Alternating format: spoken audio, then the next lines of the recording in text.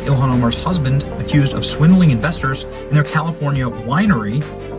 They stole millions from cannabis growers.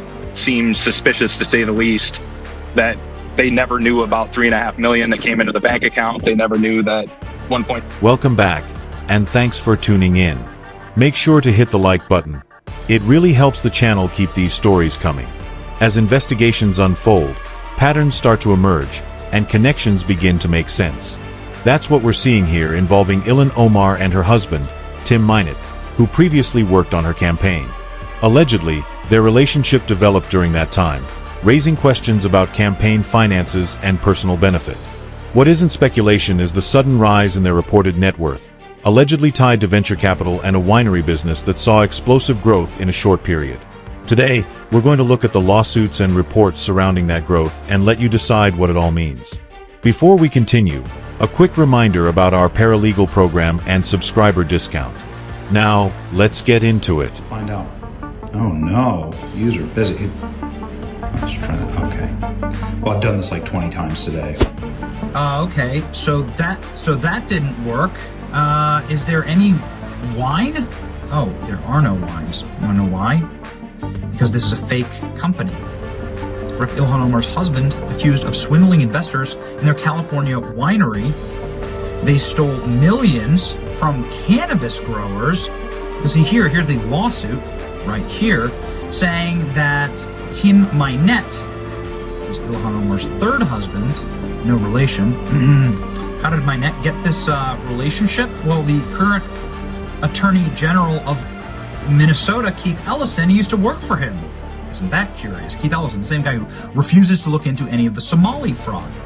So this company was sued for being a fraudulent company.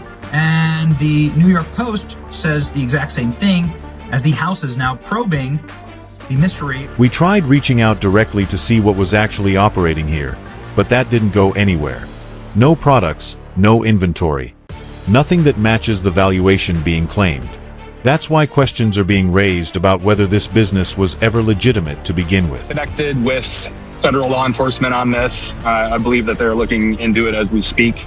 Ned Horsted is the CEO of a South Dakota cannabis company that gave Haler and Minot's company $3.5 million to kickstart investments, but ended up with about $1.8 million back and a court judgment, an IOU for the other $1.7 million. Here's the lawsuit itself.